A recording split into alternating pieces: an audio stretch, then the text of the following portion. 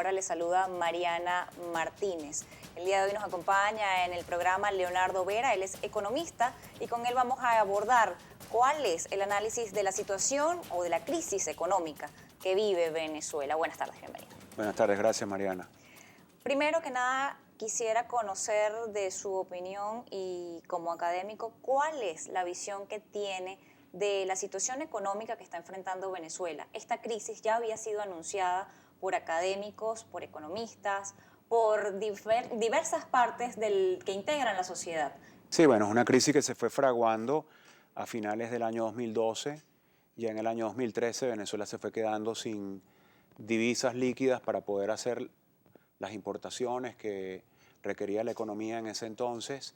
Y desde el año 2013 para acá hemos visto un creciente déficit de divisas que ha generado pues, un sinnúmero de problemas en el cuadro macroeconómico y social del país.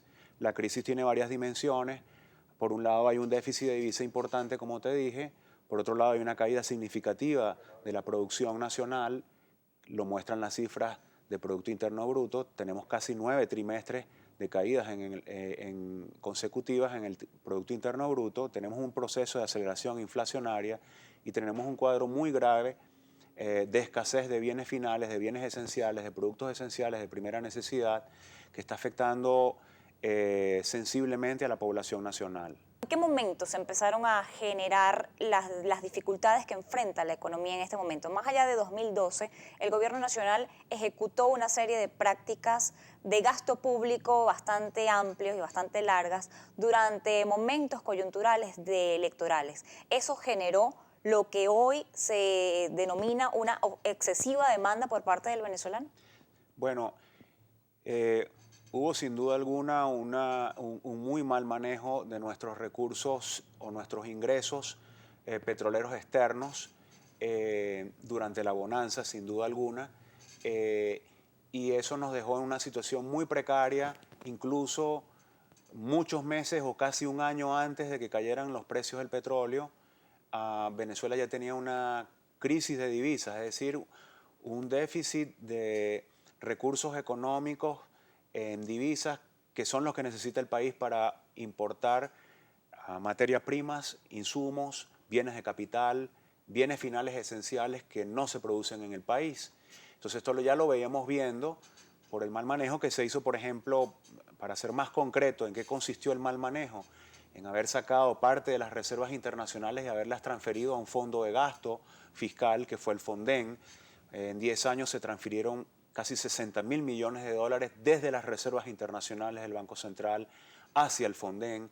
El haber mantenido el tipo de cambio anclado en una economía con inflación de 2 dígitos y haber sobrevaluado la moneda de esta manera generó un incremento de las importaciones muy significativas, una caída de nuestras exportaciones no petroleras muy significativa, y el conjunto de estas cosas, pues de malas políticas, malas decisiones, nos llevó a la crisis que comenzó a manifestarse en el año 2013.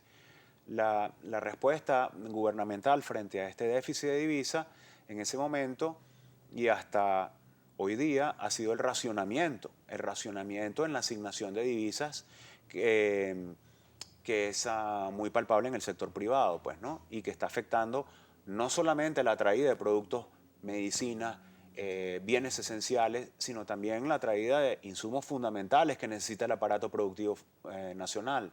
Ahora, en estas condiciones que se encuentra el país y bajo el análisis que usted desarrolla sobre lo que nos trajo a este punto, ¿cómo ser parte de la solución de lo que el país necesita en este momento? Usted ha señalado la necesidad de una liberación del control de cambio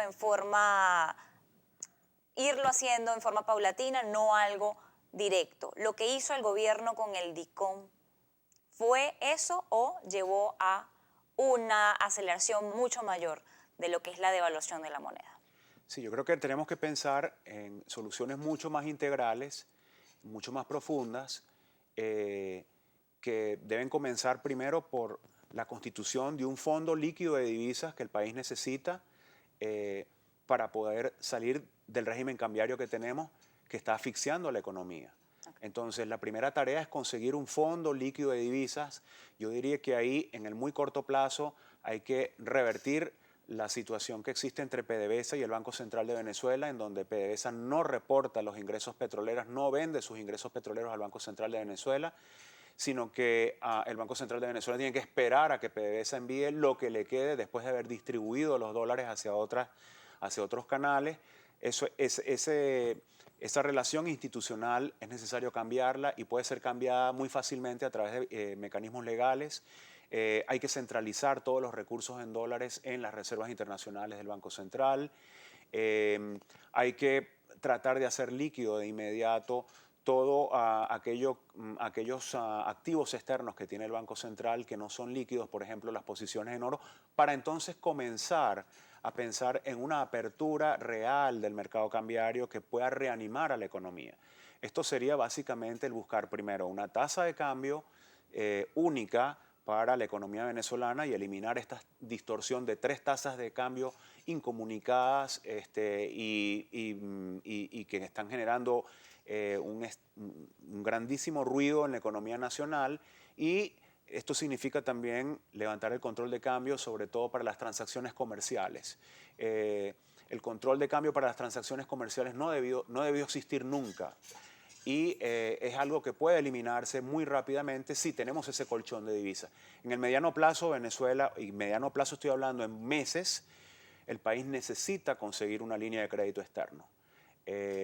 Dado los precios del petróleo que tenemos actualmente, o con los precios del petróleo que tenemos actualmente, no podemos cubrir las necesidades de gasto en dólares que tenemos. Tenemos que cubrir un servicio de deuda que es de casi 16.000 millones de dólares cada año. Tenemos que importar por lo menos 45.000 millones de dólares en mercancías. Estamos haciendo apenas la importación de la mitad de eso o de menos de la mitad de eso.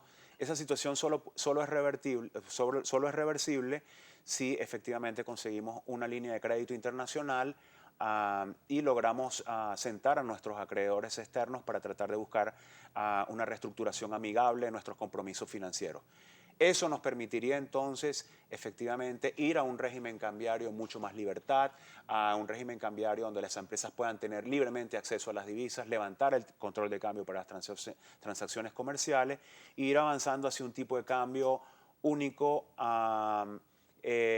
relativamente estable. Para llegar a esto, la UNASUR también planteó la semana pasada la necesidad de ir a un tipo de cambio único y, aunque esto iba a tener una cantidad de efectos en la población, señalaba la importancia o la necesidad de otorgar una serie de subsidios a la población para que no se afectara. Sin embargo, no se tomó en cuenta este punto que usted señala, o por lo menos no es conocido, de la necesidad de tener un fondo de divisas y un fondo de verdad reservas que puedan ayudar a soportar una unificación cambiaria que en un primer momento o en un primer término tendría que ser hacia arriba o estaría por debajo del DICOM. Sí, bueno, creo que con respecto a la unificación cambiaria hay bastante consenso. Incluso hay ciertos personajes dentro del gobierno que ejercen posiciones de política pública que creen que la unificación es deseable. Por lo tanto, yo creo que ahí no hay gran divergencia. ¿Cuál podría ser el tipo de cambio al que Venezuela podría aspirar? Es difícil saberlo porque el DICOM no es un precio, o el precio que se está marcando en el DICOM no es un precio de transacciones, no es un precio de mercado, es un precio administrado, no sabemos de qué manera, por el Banco Central de Venezuela. Entonces, no puede ser esa una referencia. Necesitamos ver cuál es el precio que el mercado va fraguando día a día para saber cuál tipo de cambio puede ser el más pertinente para la economía venezolana. Desde luego, para esto hay técnicas que pueden ser empleadas para tratar de determinar cuál puede ser el tipo de cambio más acorde a nuestra economía, ¿verdad? Pero yo difícilmente creo que el DICOM sea la referencia. Vamos a hacer una pausa y ya volvemos con más de Noticias Globovisión Economía.